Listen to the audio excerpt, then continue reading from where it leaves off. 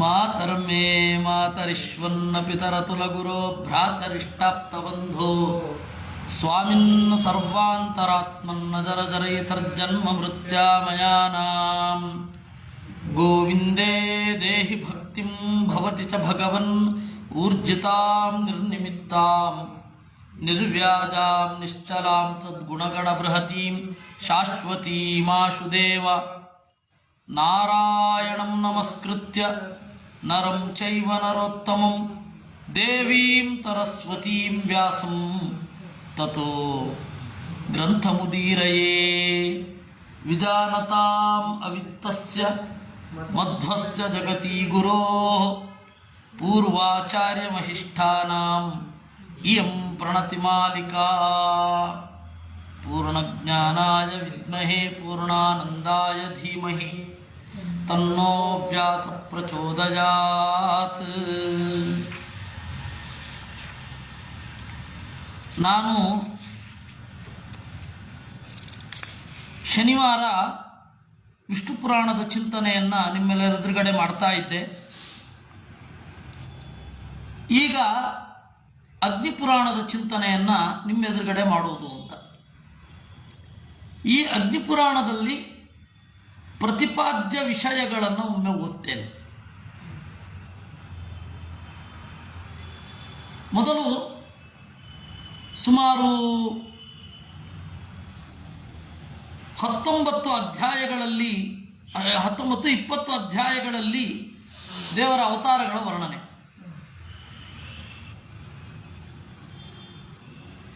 20 ಮತ್ತು 21 ಜಗತ್ತಿನ ಸೃಷ್ಟಿ, 22ರಿಂದ 23 ಸ್ವಯಂಭುವ ಮನುವಿನ ವರ್ಣನೆ. ಒಂದು 2 ನಿಮಿಷ.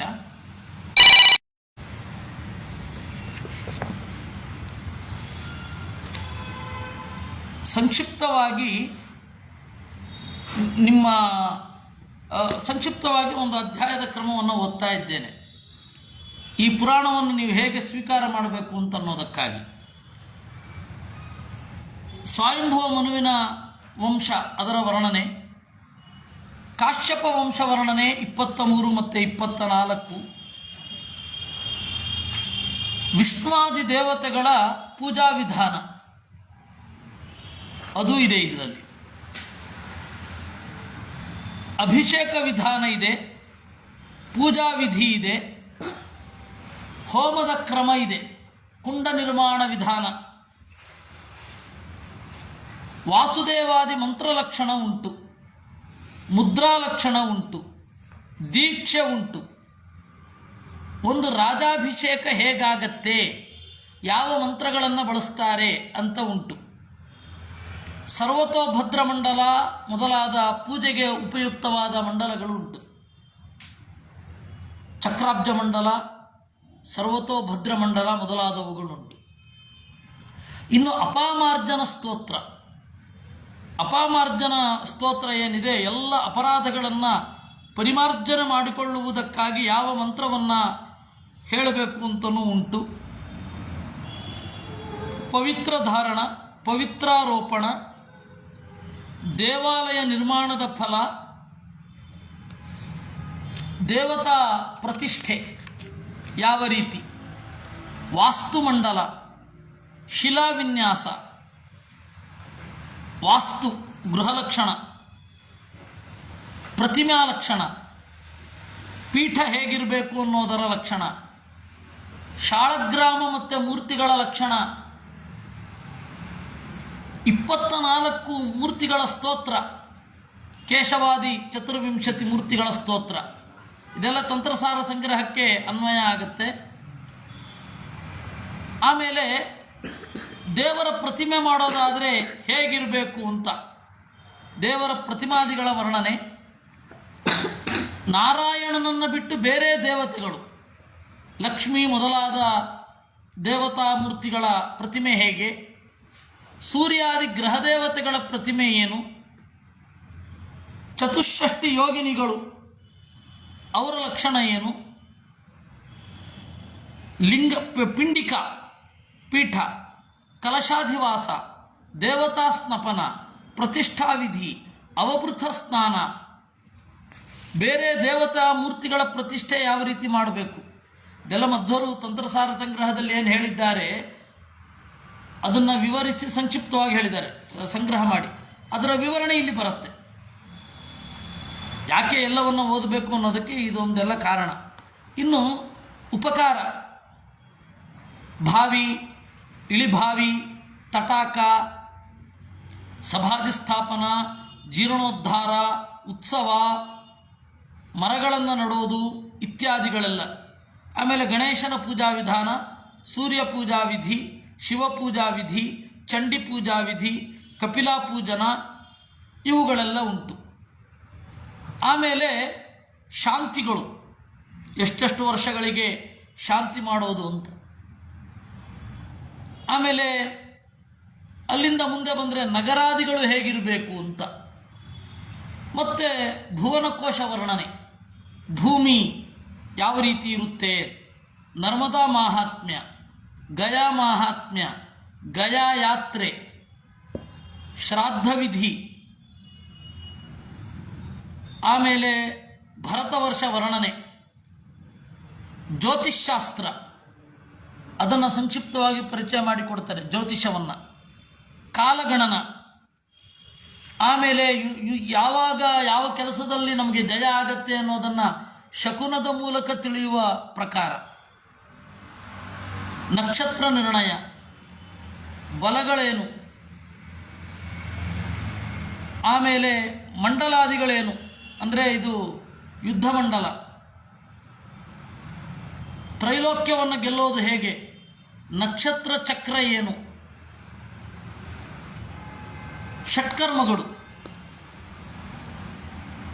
ಮಧ್ವಾಚಾರ್ಯರು ತಂತ್ರಸಾರ ಸಂಗ್ರಹದಲ್ಲಿ ಹೇಳಲಿಲ್ಲ ಷಟ್ಕರ್ಮಗಳನ್ನು, ಪ್ರಪಂಚ ಸಾರದಲ್ಲಿ ಹೇಳಿದ್ದಾರೆ. ಮಾರಣ, ಸ್ತಂಭನ, ಉಚ್ಚಾಟನ, ವಶೀಕರಣ ಇವುಗಳನ್ನೆಲ್ಲ 60 ಸಂವತ್ಸರಗಳ ಬಗೆಗೆ ಹೇಳ್ತಾರೆ, ಯೋಗಗಳ ಬಗ್ಗೆ ಹೇಳ್ತಾರೆ, ಮಂತ್ರೌಷಧಾದಿಗಳ ಬಗೆಗೆ ಹೇಳ್ತಾರೆ, ಮಾಲಾ ಮಂತ್ರಗಳ ಬಗೆಗೆ ಹೇಳ್ತಾರೆ,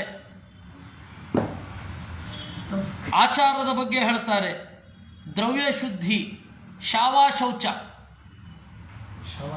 ಶವಕ್ಕೆ ಸಂಬಂಧಪಟ್ಟ ಆಶೌಚ, ಆಮೇಲೆ ಯತಿಧರ್ಮ, ಧರ್ಮಶಾಸ್ತ್ರ, ನವಗ್ರಹ ಹೋಮ, ಧರ್ಮಗಳು, ಮಹಾಪಾತಕಗಳು, ಪ್ರಾಯಶ್ಚಿತ್ತ, ಆಮೇಲೆ ವ್ರತದ ಪರಿಭಾಷೆ ಏನು, ಯಾವುದನ್ನು ವ್ರತ ಅಂತ ಕರೀತಾರೆ, ಯಾವುದನ್ನು ವ್ರತ ಅಂತ ಕರೀಲಿಕ್ಕಾಗಲ್ಲ, ಅದನ್ನು ನಿರೂಪಣೆ ಮಾಡ್ತಾರೆ. ಆಮೇಲೆ ಯಾವ ಯಾವ ದಿವಸಗಳಲ್ಲಿ ಸಾಮಾನ್ಯವಾಗಿ ಯಾವ ಯಾವ ದೇವತೆಗಳ ವ್ರತ ಬರುತ್ತೆ ಅಂತ ನಿರೂಪಣೆ ಮಾಡ್ತಾರೆ. ನಕ್ಷತ್ರ ವ್ರತ, ದಿವಸ ವ್ರತ, ಮಾಸವ್ರತ, ವೈಶಾಖ ಮಾಸ ವ್ರತ, ದೀಪದಾನ, ನವವ್ಯೂಹ, ಕಡೆಗೆ ನರಕ ಸ್ವರೂಪ, ಭೀಷ್ಮ ಪಂಚಕ. ಎಲ್ಲವನ್ನ ನಾನು ಹೇಳಲ್ಲ, ಅಲ್ಲಿ ಕೆಲವೆಲ್ಲ ಬೇರೆ ಬೇರೆ ತಂತ್ರಗಳು, ಅದರ ಅನುವಾದ ಇರುತ್ತೆ. ನಾನು ನಿಮಗೆ ದರ್ಶನ ಅನ್ನುವುದರಲ್ಲಿ ವರ್ಣನೆ ಮಾಡ್ತಾ ಇದ್ದೆ. ದರ್ಶನ ಅಂತಂದರೆ ಬೇರೆ ಶಾಸ್ತ್ರಗಳ ಪ್ರಕಾರ ಏನು ವಿಚಾರ ಇರುತ್ತೆ ಅದನ್ನು ತಟಸ್ಥವಾಗಿ ಹೇಳ್ತಾರೆ ಅಂತ. ಅದು ಮಾಡಬೇಕು ಅಂತಲ್ಲ, ಹೀಗೆ ಮಾಡ್ತಾರೆ ಜನ ಅಂತ. ದಾನದ ಪರಿಭಾಷೆ ಏನು, ಆಮೇಲೆ ಗಾಯತ್ರಿ ವರ್ಣನೆ, ಅಭಿಷೇಕ ಮಂತ್ರಗಳು ಯಾವುದು, ದುರ್ಗ ಸಂಪತ್ತಿ, ರಾಜಧರ್ಮ, ದಂಡ ಪ್ರಣಯನ, ಶಿಕ್ಷೆ ಹೇಗೆ ಕೊಡಬೇಕು ಅಂತ, ಯುದ್ಧಯಾತ್ರ, ಶಕುನಗಳು, ಆಮೇಲೆ ಅರ್ಥಶಾಸ್ತ್ರಕ್ಕೆ ಸಂಬಂಧಪಟ್ಟ ಹೆಚ್ಚಿನ ಸಂಗತಿಗಳು, ಸ್ತ್ರೀ ಲಕ್ಷಣ, ರತ್ನ ಪರೀಕ್ಷಾ, ವಾಸ್ತು ಲಕ್ಷಣ, ಧನುರ್ವೇದದ ಬಗ್ಗೆ ಹೇಳ್ತಾರೆ. ತನ್ಮೂಲಕ ಆಯುಧಗಳನ್ನು ಬಳಸೋದು ಇತ್ಯಾದಿಗಳ ಬಗ್ಗೆ ಎಲ್ಲ ಹೇಳ್ತಾರೆ. ದಾಯ ವಿಭಾಗ, ಋಗ್ವಿಧಾನ, ನೆನಪಿಡಿ, ಋಗ್ವೇದವನ್ನು ಯಾವ ರೀತಿ ಬಳಸಬೇಕು ಅಂತನ್ನುವ ವಿಚಾರ. ಯಜುರ್ವಿಧಾನ, ಯಜುರ್ವೇದವನ್ನು ಹೇಗೆ ಬಳಸಬೇಕು ಅಂತ. ಸಾಮವಿಧಾನ, ಸಾಮವನ್ನು ಹೇಗೆ ಬಳಸಬೇಕು ಅಂತ, ಅಥರ್ವವನ್ನು ಹೇಗೆ ಬಳಸಬೇಕು ಅಂತ, ವಾಕ್ಪಾರುಷ್ಯಾದಿ ವಿಧಿ. ನಾವು ಒಬ್ಬರಿಗೆ ಒರಟಾಗಿ ಮಾತನಾಡ್ತೇವೆ, ಆ ಒರಟಾಗಿ ಮಾತನಾಡಿದ್ದಕ್ಕೆ ಏನು ಪ್ರಾಯಶ್ಚಿತ್ತ ಮಾಡಿಕೊಳ್ಬಹುದು. ಒರಟಾಗಿ ನಾವು ಯಾರನ್ನು ಕುರಿತು ಮಾತನಾಡಿರ್ತೀವಿ ಅವರು ಸತ್ತೋಗಿರ್ತಾರೆ, ಆಮೇಲೆ ಗೊತ್ತಾಗತ್ತೆ ಅವ್ರದ್ದು ಅದರಲ್ಲಿ ತಪ್ಪಿರಲಿಲ್ಲ ಅಂತ. ಅವಾಗ ಏನು ಮಾಡಬಹುದು? ಅಥರ್ವ ವಿಧಾನ, ಉತ್ಪಾತ ಶಾಂತಿ. ಏನೋ ಒಂದು ಕಡೆ ಹೋಗ್ತಾ ಇದ್ದಾಗ ಕೆಟ್ಟ ಒಂದು ಆಪತ್ತು ಮೊದಲಾದವುಗಳು ಒದಗತ್ತೆ, ಸೂಚನೆ. ಅದಕ್ಕೆ ನಾವು ಯಾವ ರೀತಿ ಪರಿಹಾರ ಮಾಡಿಕೊಳ್ಳಬಹುದು? ನೀರಾಜನ ಹೇಗೆ, ವೇದ ಶಾಖೆ ಹೇಗೆ, ಸೂರ್ಯವಂಶ ಕೀರ್ತನ, ಸೋಮವಂಶ, ಯದುವಂಶ, 12 ತರಹದ ಸಂಗ್ರಾಮ, ರಾಜವಂಶ, ಪುರುವಂಶ, ಸಿದ್ಧೌಷಧಗಳು, ಎಲ್ಲ ರೋಗಹರವಾದ ಔಷಧಿ ಮೂಲಿಕೆಗಳು, ರಸಲಕ್ಷಣ, ವೃಕ್ಷಾಯುರ್ವೇದ, ಕೃಷಿಕರಿಗೆ ಬೇಕಾದದ್ದು, ಮಂತ್ರೌಷಧ, ಮೃತ ಸಂಜೀವಿನಿ ಸಸ್ಯದ ಲಕ್ಷಣ, ಯಾವ ಸಸ್ಯವನ್ನು ಹೇಗೆ ಗುರುತಿಸಬೇಕು ಅಂತನ್ನೋದರ ಲಕ್ಷಣ, ತನ್ಮೂಲಕ ಬಾಟನಿ ಎಲ್ಲ ಬಂತು. ಆಮೇಲೆ ಅಶ್ವಶಾಂತಿ, ಗಜಶಾಂತಿ, ಮಂತ್ರ ಪರಿಭಾಷಾ, ಆನೆಯ ಲಕ್ಷಣಗಳು, ಹಸುವನ್ನು ಯಾವ ರೀತಿ ಟ್ರೀಟ್ ಮಾಡಬೇಕು ಅಂತನ್ನೋದರ ಲಕ್ಷಣಗಳು, ದುಷ್ಟ ಚಿಕಿತ್ಸಾ, ಯಾವ ಔಷಧಿಗಳನ್ನು ನೋಡಿ ಪರಿಹಾರ ಮಾಡಿಕೊಳ್ಳಬಹುದು ಅಂತ. ಈ ಕಲರ್ ಥೆರಪಿ ಬರುತ್ತಲ್ಲ, ಅದಕ್ಕಿಂತ ಒಂದು ಸ್ವಲ್ಪ ಇನ್ನೂ ಅಡ್ವಾನ್ಸ್ಡ್, ಯಾವುದೋ ಒಂದನ್ನು ನೋಡಿ ಪರಿಹಾರ ಮಾಡಿಕೊಳ್ಳುವಂಥದ್ದು. ಆಮೇಲೆ ವಿಷವನ್ನು ಅಪಹಾರ ಮಾಡುವ ಔಷಧಿಗಳು, ನರಸಿಂಹಾದಿ ಮಂತ್ರಗಳು, ತ್ರೈಲೋಕ್ಯ ಮೋಹನ ಮಂತ್ರ, ಮಂತ್ರಗಳ ಲಕ್ಷಣ, ಸ್ತಂಭನಾದಿಗಳ ತಂತ್ರ, ಪಾಶುಪತ ಶಾಂತಿ, ದೇವಾಲಯ ಮಾಹಾತ್ಮ್ಯ, ಛಂದಸ್ಸಿನ ಬಗೆಗೆ ಹೇಳ್ತಾರೆ. ಷಡಂಗಗಳ ಬಗೆಗೆ ಇಲ್ಲಿ ಸಾಮಾನ್ಯವಾಗಿ ಕವರ್ ಮಾಡ್ತಾರೆ. ಷಡಂಗಗಳು ಅಂತ ಏನಿದೆ, ಛಂದಸ್ಸು, ಕಲ್ಪ, ನಿರುಕ್ತ, ಜ್ಯೋತಿಷ ಎಲ್ಲದರ ಬಗ್ಗೆ ಇಲ್ಲಿ ಕಲ್ಪನೆ ಮಾಡಿದ್ದಾರೆ. ಆಮೇಲೆ ವಿಷಮ ವೃತ್ತ, ಅರ್ಧಸಮ ವೃತ್ತ, ಪ್ರಸ್ತಾರ, ಶಿಕ್ಷಾಶಾಸ್ತ್ರ, ಕಾವ್ಯ ಲಕ್ಷಣ ಏನು, ನಾಟಕದ ಲಕ್ಷಣ ಏನು, ಶೃಂಗಾರಾದಿ ರಸಲಕ್ಷಣ ಏನು, ಅಭಿನಯಾದಿಗಳು ಹೇಗೆ ಮಾಡಬೇಕು, ಶಬ್ದಾಲಂಕಾರ ಏನು, ಅರ್ಥಾಲಂಕಾರ ಏನು, ಕಾವ್ಯಗುಣ ವಿವೇಕ ಏನು, ರಾಗಲಕ್ಷಣ ಸಂಗೀತದ್ದು ಹೇಗೆ ಹಾಡಬೇಕು, ಏನು ರಾಗಗಳಿವೆ, ವ್ಯಾಕರಣ ಏನು, ಸಂಧಿ ಅಂದರೆ ಏನು, ವಿಭಕ್ತಿ ಅಂದರೆ ಏನು, ಸ್ತ್ರೀಲಿಂಗ ಶಬ್ದರೂಪ ಏನು, ನಪುಂಸಕಲಿಂಗ ಶಬ್ದರೂಪ ಏನು, ಕಾರಕ ಏನು, ಸಮಾಸ ಏನು, ನಾನಾರ್ಥಗಳು ಎಲ್ಲಿಗೆ ಬರ್ತಾವೆ, ಒಂದು ಶಬ್ದಕ್ಕೆ ಬಹಳ ಅರ್ಥಗಳು ಎಲ್ಲಿಂದ ಬರ್ತಾವೆ,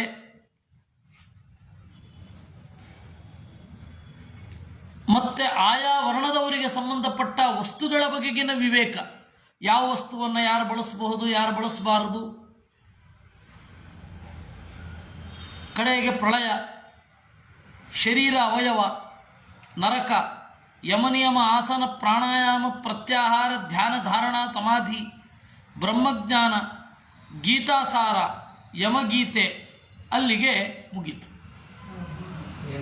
ಸುಮಾರು ಪವರ್ ಪಾಯಿಂಟ್ ಪ್ರೆಸೆಂಟೇಷನ್ 383 ಅಧ್ಯಾಯ ಇದೆ. 383 ಅಧ್ಯಾಯಗಳಲ್ಲಿ ಎಲ್ಲ ಶಾಸ್ತ್ರಗಳ ಸಂಕ್ಷೇಪ ಪರಿಚಯ ಇದೆ. ಇಲ್ಲಿ ಹೇಳದ ರತ್ನ ಪರೀಕ್ಷೆ ಮೊದಲಾದವುಗಳನ್ನೆಲ್ಲ ಆ ವೈದ್ಯಕೀಯ ಸುಭಾಷಿತ, ಅದು ಗರುಡ ಪುರಾಣ ಹೇಳುತ್ತೆ. ಪುರಾಣವನ್ನು ಅಧ್ಯಯನ ಮಾಡ್ತಾ ಇದ್ದರೆ ನಾನು ಇದನ್ನು ಅಥೆಂಟಿಕ್, ಅಧಿಕೃತ ಅಂತ ಹೇಳ್ತಾ ಇಲ್ಲ, ಅಲ್ಲಿ ಒಂದು ಪ್ರವೇಶ ಅಂತೂ ಸಿಗತ್ತೆ. ಹೆಚ್ಚಿನ ಪುರಾಣಗಳು ಪ್ರಕ್ಷೇಪದಿಂದ ಕೂಡಿದೆ.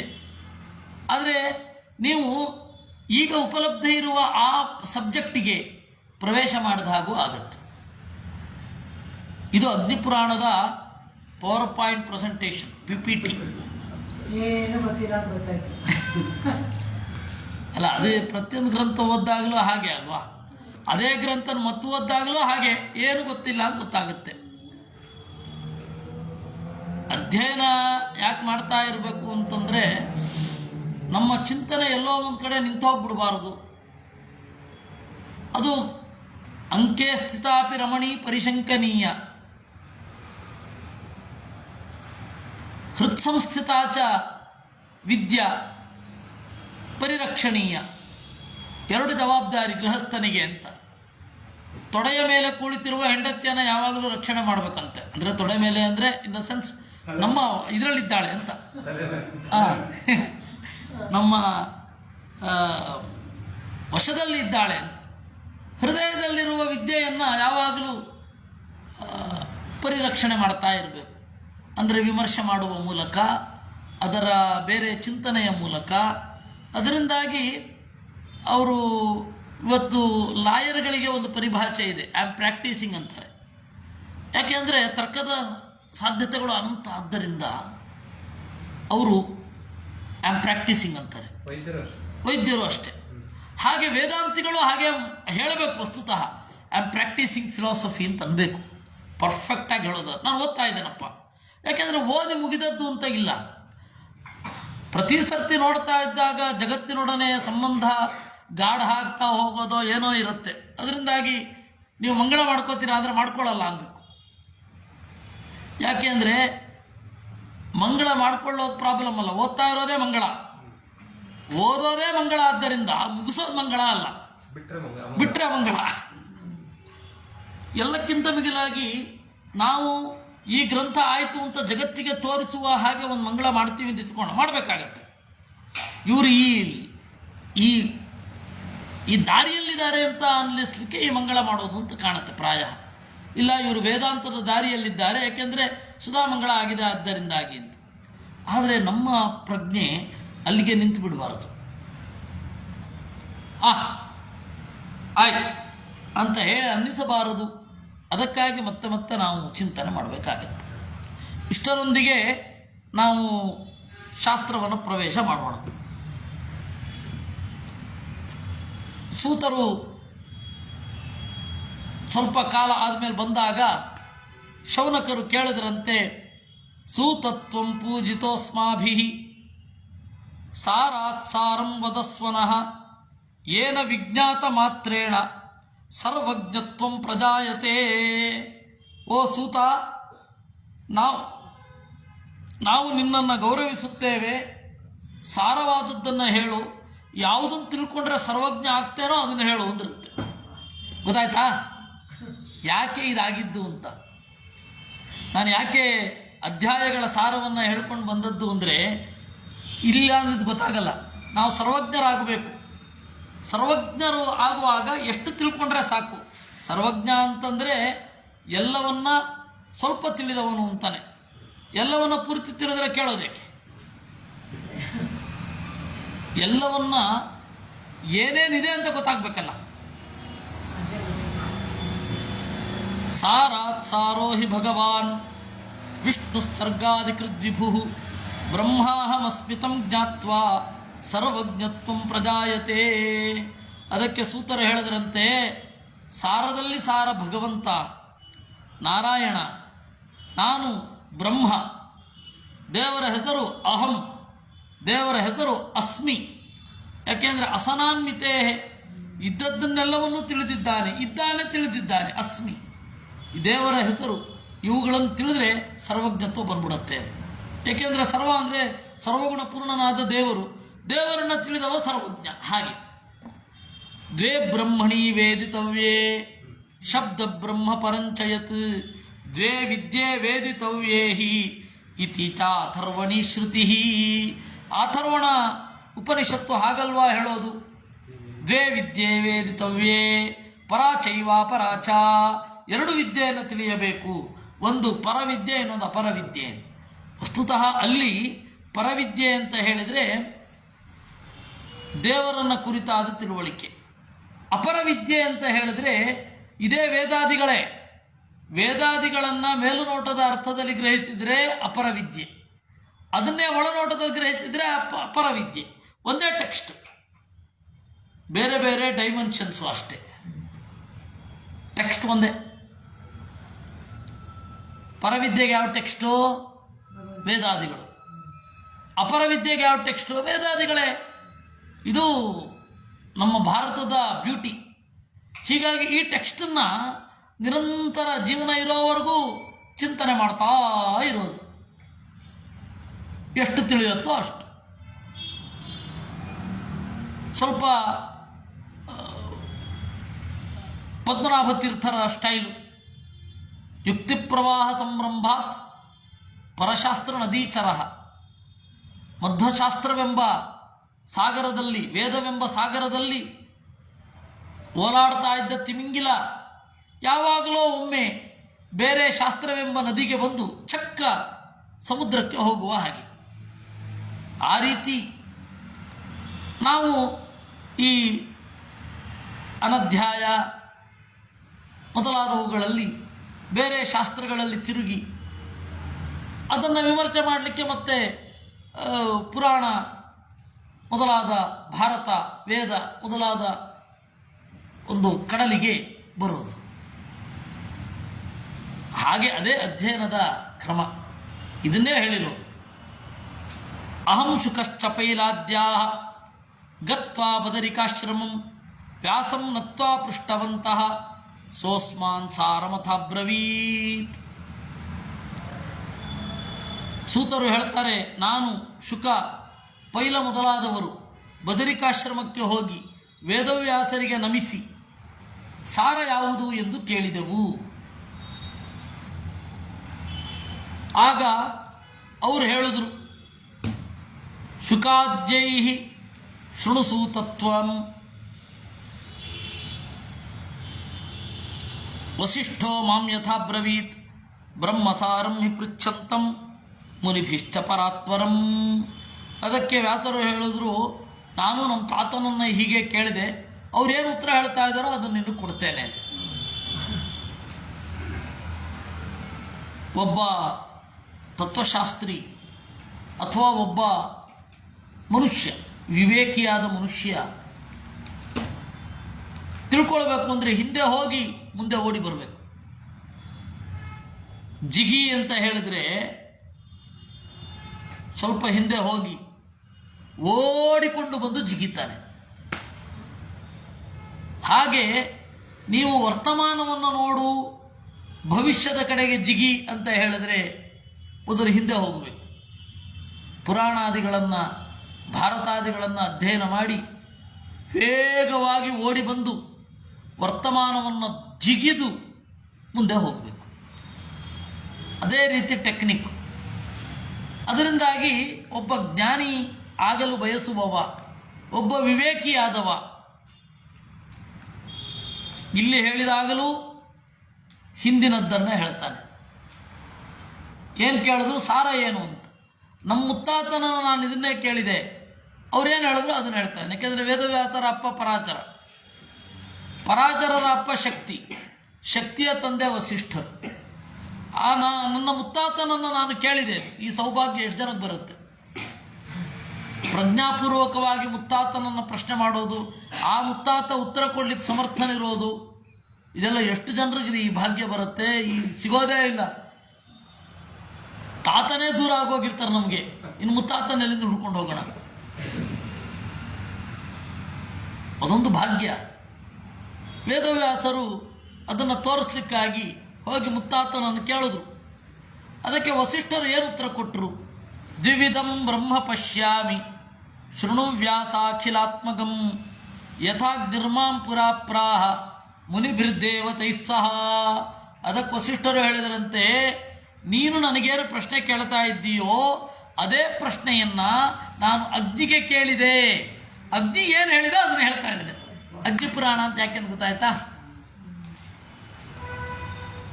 ಪುರಾಣಂ ಪರಮಾಜ್ಞೇಯಂ ಬ್ರಹ್ಮ ವಿದ್ಯಾಕ್ಷರಂ ಪರಂ ಋಗ್ವೇದಾಚ್ಚ ಪರಂ ಬ್ರಹ್ಮ ಸರ್ವದೇವ ಸುಖಂ ಪರಂ. ಇದು ಪುರಾಣಗಳಲ್ಲಿ ಈ ಆಗ್ನೇಯ ಪುರಾಣ ಅನ್ನೋದೇನಿದೆ ಅದು ಪರ ಅಪರ ಎರಡನ್ನೂ ಹೇಳುತ್ತೆ. ಇವತ್ತು ಪರಾಪರ ಅಂದರೆ ಬೇರೆ ಅರ್ಥ, ಈ ಬೇರೆ ಅರ್ಥ ಅಪರ ಮತ್ತು ಶುಭ ಅಂತ. ಶುಭ ಅಂತಂದರೆ ಮದುವೆ ಮುಂಜಿ ಮೊದಲಾದವುಗಳನ್ನು ಮಾಡಿಸುವವರು ಶುಭ. ಅಪರ ಅಂತಂದರೆ ಕೆಟ್ಟದ್ದು. ಮೃತ್ಯು ಸಂಬಂಧಿಯಾದ ಕ್ರಿಯೆಯನ್ನು ಏನಂತ ಕರೀತಾ ಇದ್ದಾರೆ? ಅಪರ ಅಂತ. ಒಬ್ಬ ವೇದಾಂತಿಗೆ ಮರಣಂ ಅವಭೃತ ಅಲ್ವೇ? ಶಾಸ್ತ್ರದಲ್ಲಿ ಮರಣ ಅನ್ನೋದು ಅವಭೃತ. ಹೀಗಾಗಿ ಮರಣ ಸಂಬಂಧಿಯಾದ ಕ್ರಿಯೆ ಅಂತ ಹೇಳಿ ಅದು ಮೈಲಿಗೆ ಅಂತ ಯಾಕೆ ಇವ್ರು ಹೇಳ್ತಾರೋ ದೇವ್ರಿಗೆ ಗೊತ್ತು. ಇನ್ನು ಕೆಲವರಂತೂ ಶ್ರಾದ್ದ ಮಾಡಿ ಬರೋದೇ ಮೈಲಿಗೆ ಅಂತ ಅನ್ಕೊಂಡ್ಬಿಟ್ಟಿದ್ದಾರೆ. ಕೆಲವು ವರ್ಷಗಳ ಹಿಂದೆ, 2 ವರ್ಷದ ಹಿಂದೆ, ಈ ನಮ್ಮ ಚಿಕ್ಕದಮಾರ ಸ್ವಾಮಿಗಳು ಇಲ್ಲಿ ಚಾತುರ್ಮಾಸ್ಯ ಕೂತಿದ್ದರು. ಇಲ್ಲಿ ವಿಶ್ವೇಶ್ವರಪುರದಲ್ಲಿ. ಅಲ್ಲಿ ಒಬ್ಬರು ಬಂದಿರಲಿಲ್ಲ. ಮಾರನೇ ದಿವಸ ಬಂದರು. ನಿನ್ನೆ ಬಂದರು ಸ್ವಾಮಿಗಳು. ನಿಮಗೆ ಏನೋ ಕೆಲಸ ಇತ್ತು ಅಂತ ಕಾಣುತ್ತೆ ಅಂದೆ. ಇಲ್ಲ ಶ್ರಾದ್ದ ಮಾಡಿದ್ದೀನಿ, ಹೆಂಗೆ ಬರೋದು? ಮೈಲಿಗೆ ಅಲ್ವಾ? ಪೂಜೆ ಮಾರ್ಯಾರೆ, ಶ್ರಾದ್ದ ಅನ್ನೋದು ಅದು ಒಂದು ಪಿತೃಪೂಜೆ ಅಲ್ವಾ? ಪ್ರೇತ ಪೂಜೆನಾ ಇದು? ಪಿತೃಪೂಜೆನಾ ಇದು? ಪ್ರೇತ ಪೂಜೆ ಅಲ್ಲ, ಪಿತೃಪೂಜೆ ಅದು. ನಮ್ಮ ಜನ ಕೆಲವೊಂದು ಕಡೆ ಭೀಕರ ಈ ತರಹ ಎಲ್ಲ ಮಾಡ್ತಾರೆ.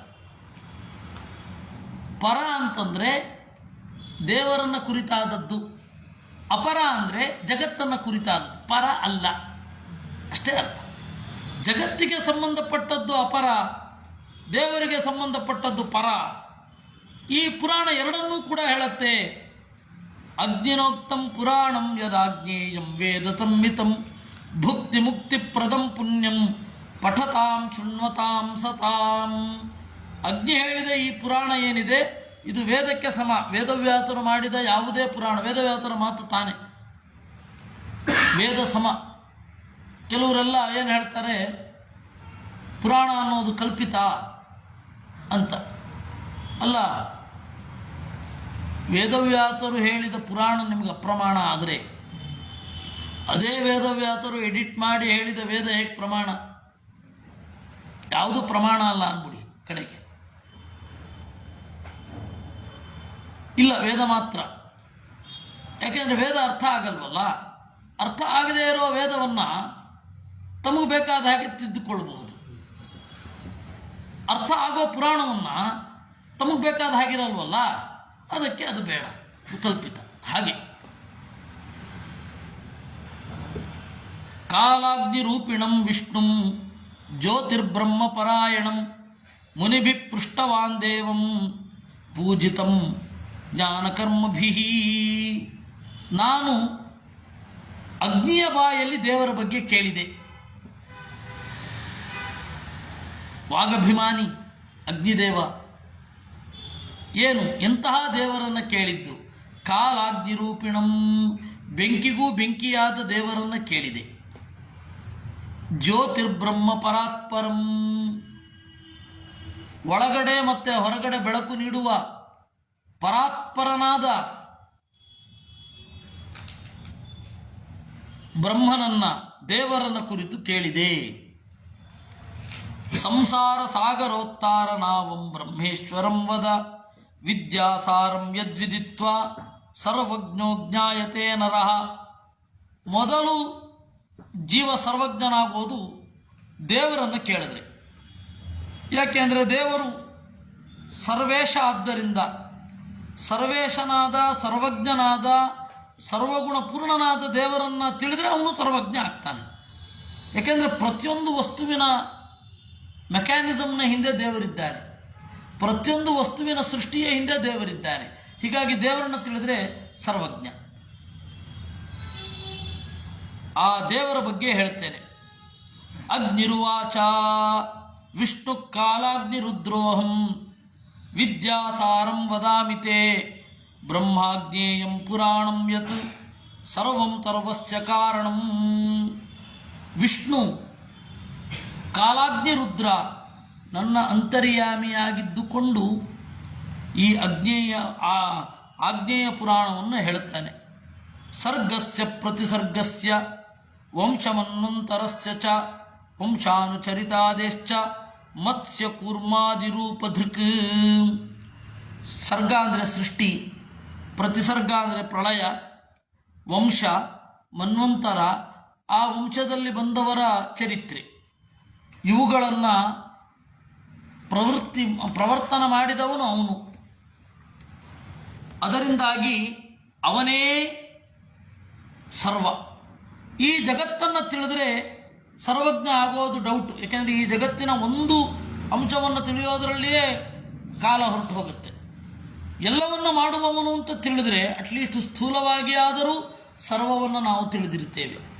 ದ್ವೇ ವಿದ್ಯೆ ಭಗವಾನ್ ವಿಷ್ಣು ಪರಾ ಚೈವ ಪರಾದ್ವಿಜ ಋಗ್ಯಜುಸ್ಸಾಮಾಥರ್ವಾಕ್ಯ ವೇದ ಅಂಗಾನಿ ಷಡ್ವಿಜ. ಎರಡು ವಿದ್ಯೆಯನ್ನು ತಿಳಿಯಬೇಕು. ದೇವರು ಈ ಎರಡೂ ವಿದ್ಯೆಯಿಂದ ಪ್ರತಿಪಾದ್ಯ. ಒಂದು ಪರವಿದ್ಯೆ, ಇನ್ನೊಂದು ಅಪರವಿದ್ಯೆ. ಋಗ್ಯಜುಸ್ಸಾಮಾಥರ್ವಾಕ್ಯ, ಋಗ್ವೇದ, ಯಜುರ್ವೇದ, ಸಾಮವೇದ, ಅಥರ್ವವೇದವೆಂಬ ವೇದ ಇದು ಒಂದು ಕಡೆ. ಅಂಗಾನಿ ಷಡ್ವಿಜ, 6 ಅಂಗಗಳು. ಯಾವುದು? ಶಿಕ್ಷಾ, ಕಲ್ಪೋ, ವ್ಯಾಕರಣಂ, ನಿರುಕ್ತಂ, ಜ್ಯೋತಿಷಾಂ ಗತಿ, ಛಂದೋ, ವಿಧಾನಂ, ಮೀಮಾಂಸಾ, ಧರ್ಮಶಾಸ್ತ್ರಂ, ಪುರಾಣಕಂ. 6 ಅಂಗಗಳು. ಶಿಕ್ಷಾ, ಕಲ್ಪ, ವ್ಯಾಕರಣ, ನಿರುಕ್ತ, ಬೆಳಕಿನ ವಿಜ್ಞಾನ, ಆಸ್ಟ್ರಾಲಜಿ ಅಲ್ಲ, ಆಸ್ಟ್ರಾನಮಿ, ಛಂದೋ, ವಿಧಾನಂ, ಛಂದಸ್ಸು. ಇಷ್ಟು 6 ಆಯಿತು. ಇನ್ನು ಮೀಮಾಂಸ, ಯಾವ ರೀತಿ ವಿಚಾರ ಮಾಡಬೇಕು ಅಂತ. ಆಮೇಲೆ ಧರ್ಮಶಾಸ್ತ್ರ, ಪುರಾಣ, ನ್ಯಾಯೋ ವೈದ್ಯಕ ಗಾಂಧರ್ವಂ ಧನುರ್ವೇದೋರ್ಥಶಾಸ್ತ್ರಕಂ. ನ್ಯಾಯಶಾಸ್ತ್ರ, ವೈದ್ಯಶಾಸ್ತ್ರ, ಸಂಗೀತಶಾಸ್ತ್ರ, ಧನುರ್ವೇದ, ಅರ್ಥಶಾಸ್ತ್ರ, ಇದಿಷ್ಟು ಸೇರಿದ್ರೆ ಅಪರ. ಅಪರೇಯಂ ಪರಾ ವಿದ್ಯಾಯ ಬ್ರಹ್ಮಾವಗಮ್ಯತೆ. ಯಾವುದರಿಂದ ದೇವರನ್ನು ತಿಳಿತೀಯೋ ಅದು ಪರವಿದ್ಯೆ. ಯಾವುದರಿಂದ ಜಗತ್ತಿನ ಬಗ್ಗೆ ಗಮನ ಹರಿಸ್ತೀಯೋ ಅದು ಅಪರವಿದ್ಯೆ. ಈ ಋಗ್ವೇದಾದಿಗಳಿಂದಲೂ ಜಗತ್ತನ್ನು ತಿಳ್ಕೊಬೋದಲ್ಲ. ಜಗತ್ತನ್ನು ತಿಳ್ಕೊಳ್ಳಿಕ್ಕೆ ಋಗ್ವೇದ, ಮಹಾಭಾರತ ಮೊದಲಾದವುಗಳಿಂದಲೂ ಅದೇ ಗ್ರಂಥದಿಂದ ದೇವರನ್ನು ತಿಳ್ಕೊಳ್ಬೋದು. ನೀನು ಜಗತ್ತನ್ನು ತಿಳ್ಕೊಳ್ತಾ ಇದ್ದಾಗ ಇದೇ ಅಪರ, ದೇವರನ್ನು ತಿಳ್ಕೊಳ್ತಾ ಇದ್ದಾಗ ಇದೇ ಪರ. ಒಂದೇ ಟೆಕ್ಸ್ಟ್. ನೀವು ಬದಲಾಯಿಸಿದರೆ ಬದಲಾಗುತ್ತೆ. ಯತ್ತದ್ರೇಶ್ಚ ಮಗ್ರಾಶ್ಚ ಮಗೋತ್ರ ಚರಣಂ ಧ್ರುವಂ ವಿಷ್ಣುನೋಕ್ತಂ ಯಥಾಮಶ್ಯಂ ದೇವೇಭ್ಯೋ ಬ್ರಹ್ಮಣ ಪುರಾಂ. ಯತ್ತದ್ರೇಶ್ಯಂ, ಅಲ್ಲಿ ಉಪನಿಷತ್ತಿನಲ್ಲಿ ಯತ್ತದ್ರೇಶ್ಚ ಮಗ್ರಾಶ್ಚ ಮಗೋತ್ರಂ ಅವರ್ಣಮ ಚಕ್ಷುಶ್ಚೋತ್ರಂ ತದಪಾಣಿಪಾದಂ ನಿತ್ಯಂ ವಿಭುಂ ಸರ್ವಗತಂ ಸುಸೂಕ್ಷ್ಮಂ ಅಂತ ಹೇಳಿ ಅಲ್ಲಿದೆ ಉಪನಿಷತ್ತಿನಲ್ಲಿ. ಸ್ವಲ್ಪ ಅದರದ್ದೇ ಛಾಯೆಯಲ್ಲಿ ಇಲ್ಲಿ ಹೇಳುತ್ತೆ ಅದೃಶ್ಯವೂ ಅಗ್ರಾಹ್ಯವೂ ಅಗೋತ್ರಂ, ಯಾವ ಪೀಳಿಗೆಯಲ್ಲಿಯೂ ಬಂದಿಲ್ಲ, ಪ್ರಾಕೃತವಾದ ಯಾವ ಚರಣಾದಿಗಳೂ ಇಲ್ಲ. ಈ ತರಹದ ಬ್ರಹ್ಮತತ್ವವನ್ನು ವಿಷ್ಣು ನನಗೆ ಹೇಳಿದ್ದೇನೆ, ವಿಷ್ಣು ದೇವತೆಗಳಿಗೆ ಹೇಳಿದ್ದಾನೆ, ವಿಷ್ಣು ಬ್ರಹ್ಮನಿಗೂ ಹೇಳಿದ್ದಾರೆ, ಬ್ರಹ್ಮದೇವರು ದೇವತೆಗಳಿಗೆ ಹೇಳಿದ್ದಾರೆ. ಆ ಬ್ರಹ್ಮದೇವರು ದೇವತೆಗಳಲ್ಲಿ ನನಗೆ ಹೇಳಿದ್ದಾರೆ. ನಾನು ಅವರೆಲ್ಲ ಪೂರ್ವಜರು ಹೇಳಿದ್ದನ್ನು ನಿನ್ನ ಮುಂದೆ ನಿರೂಪಣೆ ಮಾಡ್ತೇನೆ. ಮೊದಲು ಜಗತ್ತಿಗೆ ಕಾರಣನಾದ ದೇವರನ್ನು ಕುರಿತು ಹೇಳ್ತೇನೆ, ಆಮೇಲೆ ಜಗತ್ತಿನ ಬಗ್ಗೆ ಹೇಳ್ತೇನೆ. ನಾವೀಗ ನೋಡಿದ್ವಲ್ಲ, ಗಾಂಧರ್ವ, ವೈದ್ಯ, ವ್ಯಾಕರಣ, ಛಂದಸ್ಸು ಎಲ್ಲದರ ಬಗ್ಗೆ ಬರುತ್ತೆ. ಅದೆಲ್ಲ ಆಮೇಲೆ. ಮೊದಲು ದೇವ್ರ ಬಗ್ಗೆ ಹೇಳ್ತೇನೆ, ಪರ. ಹೀಗೆ ಮೊದಲನೇ ಅಧ್ಯಾಯ ಮುಗೀತು. ಮತ್ಸ್ಯಾದಿರೂಪಿಣಂ ವಿಷ್ಣು ಬ್ರೂಹಿ ಸರ್ವಾಧಿಕಾರಣಂ ಪುರಾಣಂ ಬ್ರಹ್ಮಚಾಜ್ಞೇಯಂ ಯಥಾ ವಿಷ್ಣು ಪುರಾಶ್ರಿತಂ. ಇದು ಆನಂದಾಶ್ರಮ ಅನ್ನುವ ಪೂನಾ ಸಂಸ್ಥೆಯಿಂದ ಪ್ರಿಂಟ್ ಆಗಿತ್ತು. ಇದನ್ನು ಭಂಡಾರಕರ ಸ್ವಾಮಿಗಳ ಜೊತೆ ಪೂನಾಗೆ ಹೋದಾಗ ಆನಂದಾಶ್ರಮಕ್ಕೆ ಹೋಗಿದ್ದೆ. ಅಲ್ಲಿ ಈ ಬ್ರೂ ಬಹಳ ವಿಚಿತ್ರವಾಗಿ ಇತ್ತು. ಬ್ರೂಹಿ ಅಂತ ನೋಡಿ ಹೇಗಿದೆ, ಬಾ ಬರೆದು ರೇಫವನ್ನು ಕೊಟ್ಟು ಅದಕ್ಕೆ ದೀರ್ಘ ಕೊಟ್ಟಿದ್ದಾರೆ. ಓದಲಿಕ್ಕೆ ಬಹಳ ಕಷ್ಟ ಆಯಿತು. ಮೊದಲು ನಾನು ಮುಖ್ಯಸ್ಥರನ್ನು ಕೇಳಿದೆ, ಏನು ಹಿಂಗೆ ಪ್ರಿಂಟ್ ಸೆಟ್ ಇದೆಯಲ್ಲ. ಅವರು ಹೇಳಿದ್ರು, ಅಲ್ಲ ಇದಕ್ಕಿಂತ ಕೆಟ್ಟ ಪ್ರಿಂಟ್ ಸೆಟ್ ಇತ್ತಪ್ಪ ಹಿಂದೆ ಎಲ್ಲ, ಈಗ ನಾವು ಪರಿಷ್ಕಾರ ಮಾಡಿದ್ದೀವಿ ಅಂದ. ಆಮೇಲೆ ಏಷ್ಯಾಟಿಕ್ ಸೊಸೈಟಿ ಆಫ್ ಕೋಲ್ಕತ್ತಾ, ಅದರ ಪುಸ್ತಕ ಓದಿದ್ರೆ ನಿಮಗೆ ಇವತ್ತು ಕಣ್ಣು ನೋಯತ್ತೆ ವಿನಃ ಏನು ಅಂತ ಅರ್ಥ ಆಗಲಿಕ್ಕೆ ಒಂದು ಸ್ವಲ್ಪ ಟೈಮ್ ಬೇಕು. ಮೊದಲು ಯಾಕೆಂದರೆ ಅವ್ರಿಗಾಗಿ ಮಾಡಿಕೊಂಡದ್ದು. ಹೈಡಲ್ಬರ್ಗ್ ಪ್ರಿಂಟಿಂಗ್ ಮಿಷಿನ್ ಏನಿದೆ ಮೊದಲು ಅವ್ರಿಗಾಗಿ ಮಾಡಿಕೊಂಡದ್ದು. ಆಮೇಲೆ ಭಾರತದಲ್ಲಿ ಮೊದಲು ಪ್ರಿಂಟಿಂಗ್ ಮಿಷಿನ್ ಬಂದಿದ್ದು ಮುಂಬೈನಲ್ಲಿ. ಆಮೇಲೆ ಮಂಗಳೂರು ವೆಸ್ಲಿ ಪ್ರೆಸ್ಸು ಬೆಂಗಳೂರಲ್ಲಿ, ಮಂಗಳೂರಿನಲ್ಲಿ ಬಾಸೆಲ್ ಮಿಷನ್ ಪ್ರೆಸ್. ಅವ್ರು ಯಾಕೆ ಶುರು ಮಾಡಿದ್ದು ಅಂದರೆ ಬೈಬಲ್ನ ಹರಡಲಿಕ್ಕಾಗಿ ಪ್ರಿಂಟಿಂಗ್ ಶುರು ಮಾಡಿದ್ದು. ಅವರು ಫಸ್ಟು ಬೈಬಲ್ನ ಬರೆಯುವಾಗ ಪವಿತ್ರ ವೇದವು, ಆಮೇಲೆ ಅಭಿಷೇಕಪ್ಪನವರು, ಅಭಿಷೇಕಪ್ಪನವರು, ಆಮೇಲೆ ಪ್ರಸಾದಪ್ಪನವರು, ಯಾವುದು ಬೂನು, ಬೆಂಡಿಕ್ಟ್, ಬ್ಯಾಪ್ಟಿಸ್ಟು, ಅಭಿಷೇಕಪ್ಪ, ಹಿಂಗೆ ಮೊದಲು ಶುರು ಮಾಡಿದ್ರು ಅವರು. ಅವರು ಈ ಸ್ಥಳೀಯ ಭಾಷೆಗೆ ನಾವು ಕನೆಕ್ಟ್ ಆಗಬೇಕು ಅಂತ ಹೇಳಿ ಮೊದಲು ಹಂಗೆ ಶುರು ಮಾಡಿದ್ರು ಅವರು. ಏನು ಅನುವಾದವಾ? ಹಾಂ, ಹೌದು, ಜಪಮಾಲಾ ಕಾನ್ವೆಂಟ್. ಆಯಿತಾ? ಹಾಗೆ ಬರ್ತಾರೆ. ಕಡೆಗೆ ನನಗೇನು ಭಯ ಆಗ್ತಾ ಇದೆ ಅಂದರೆ ಅವರೆಲ್ಲೆಲ್ಲ ಎಲ್ಲಿ ಹಿಂದೂಗಳ ಕನ್ವರ್ಟ್ ಆಗಿ ಹೋಗ್ತಾರೋ ಅಂತಿದೆ. ನೀವು ಅತ್ಯಂತ ಮಾಡ್ತಾ ಇದ್ದರೆ ಕಡೆಗೆ ಅವರು ನಾವು ಅವರೋ ಏನು ಅಂತಲೇ ಗೊತ್ತಾಗಲ್ಲ. ಹಂಗೆ ಮಾಡಿಟ್ಬಿಡ್ತಾರೆ. ಅವ್ರಿಗೂ ಗೊತ್ತಾಗದೆ, ಮುಂದಿನವ್ರಿಗೂ ಗೊತ್ತಾಗದೆ ಹಂಗೆ ಸಂಕರ್ಯ ಮಾಡಿಡ್ತಾರೆ. ರಥೋತ್ಸವ ಮಾಡ್ತಾರೆ, ಧ್ವಜಾರೋಹಣ ಇದೆ, ಎಲ್ಲ ಮಾಡ್ಬಿಡ್ತಾರೆ. ಸಹಸ್ರನಾಮ ಇದೆ. ಯಾಕೆ ಹೇಳಿದ್ದು ಅಂತಂದರೆ ಬ್ರೂಹಿ, ನೀವು ಆ ಪುಸ್ತಕವನ್ನು ಡೌನ್ಲೋಡ್ ಮಾಡಿಕೊಂಡ್ರೆ, ಅಲ್ಲ ನಾನು ಮೂಲಭೂತವಾಗಿ ಬಂದದ್ದು ಪುಸ್ತಕವನ್ನು ಡೌನ್ಲೋಡ್ ಮಾಡಿಕೊಂಡ್ರೆ, ನೀವು ಈ ಚೌಕಾಂಬ ಪಬ್ಲಿಕೇಶನ್ನಿನ ವಾಲಿ ಪುಸ್ತಕದಿದೆಯಲ್ಲ, ಉದ್ದ ಎಲ್ಲಿ ಇದೇ ಇಲ್ಲ, ಛೇದವೇ ಇಲ್ಲ. ಇದ್ದಿದ್ದರಲ್ಲಿ ಕಣ್ಣಿಗೆ ಒಂದು ಸ್ವಲ್ಪ ಅನುಕೂಲ ಅಂತ ಹೇಳಿ ಇರುವಂಥದ್ದು ಆನಂದಾಶ್ರಮ ಪ್ರೆಸ್. ಆದರೆ ಅದರಲ್ಲಿ ಈ ಅಕ್ಷರಗಳ ವಿನ್ಯಾಸ ಬಹಳ ವಿಚಿತ್ರ. ಇಲ್ಲ, ಆನಂದಮಾಲದ್ದೇ ಇರ್ತಾರೆ. ಇಲ್ಲ, ಆನಂದಮಾಲ ಫಾಂಟ್ ಸೈಜ್ ಚಿಕ್ಕದಾಯ್ತು ಅಷ್ಟೆ. ಆನಂದಮಾಲ ನೀವು ಇದರಲ್ಲಿ ಅದನ್ನು ಹಾರ್ಡ್ ಕಾಪಿ ತಗೊಂಡ್ರೆ ನೀಟಾಗಿದೆ, ಹಾರ್ಡ್ ಕಾಪಿ ನೀಟಾಗಿದೆ, ಸಾಫ್ಟ್ ಕಾಪಿ ಕಷ್ಟ.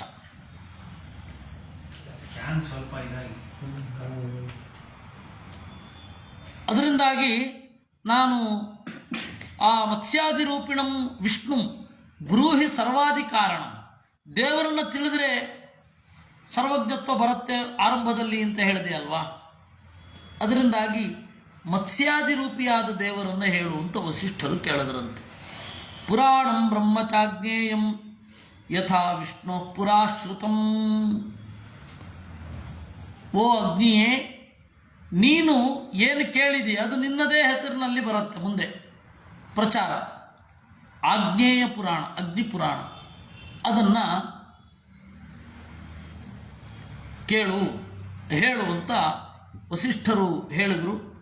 ಆಗ ಅಗ್ನಿ ಶುರು ಮಾಡ್ತಾನೆ, ಮತ್ಸ್ಯಾವತಾರವನ್ನು ಶುರು ಮಾಡ್ತಾನೆ. ಮತ್ಸ್ಯ ಪುರಾಣಕ್ಕಿಂತ ಒಂದು ಸ್ವಲ್ಪ ಡಿಫ್ರೆಂಟ್ ಆಗಿದೆ. ಆಯಿತಾ? ಒಂದೇ ಅಧ್ಯಾಯದಲ್ಲಿ ಮುಗಿದೋಗ್ಬಿಡುತ್ತೆ ಮತ್ಸ್ಯಾವತಾರ. ಕೂರ್ಮಾವತಾರ ಒಂದೇ ಅಧ್ಯಾಯದಲ್ಲಿ ಮುಗಿಯುತ್ತೆ. ಅದನ್ನೆಲ್ಲ ಮುಂದಿನ ಬಾರಿ ನೋಡೋಣ. ಇವತ್ತು ಅಲ್ಪಾರಂಭ, ಇವತ್ತು ಶುರು ಮಾಡಿದ್ದೇನೆ. ಸಂಜೆ ಯಥಾ ಪ್ರಕಾರ ಮತ್ಸ್ಯ ಪುರಾಣ ಇದ್ದೇ ಇದೆ.